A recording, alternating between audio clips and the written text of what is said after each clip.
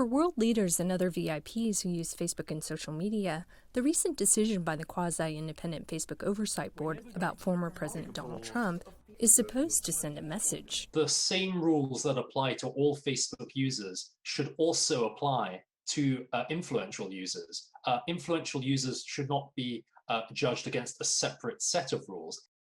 But the decision raises more questions about what exactly those rules are and what it means for world leaders who want to get their message out, putting a harsh spotlight again on tech's power over online speech. We will never give up. This week, the board, made up of journalists, activists, and lawyers, said that the social networking giant made the right call when it suspended Trump after the insurrection at the U.S. Capitol in January, but erred in making the ban indefinite.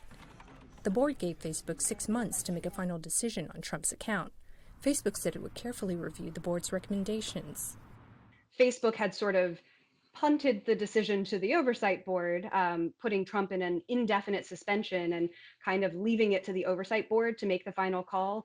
But the oversight board is punting right back to Facebook and saying, no, this is on you. You need to clarify your policies and then decide whether this man meets them or not.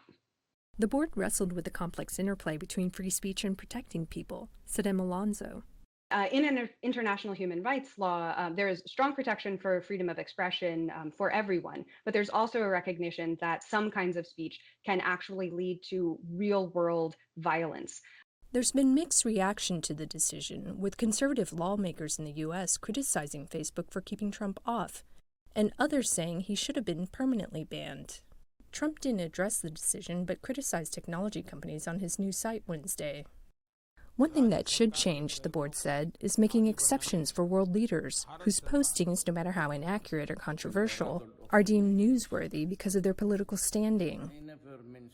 This idea of a newsworthiness allowance, that things may be justified to be said on Facebook because they're newsworthy. We're saying if there's ever a balance, it has to be towards keeping people safe.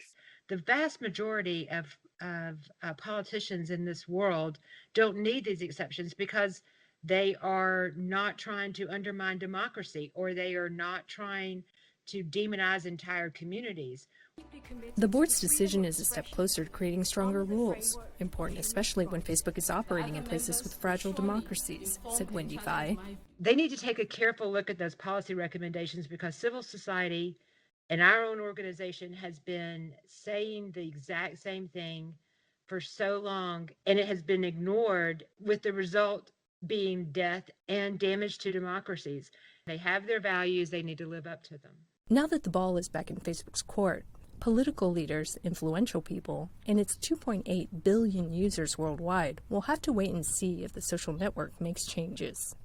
Tina Trin, VOA News.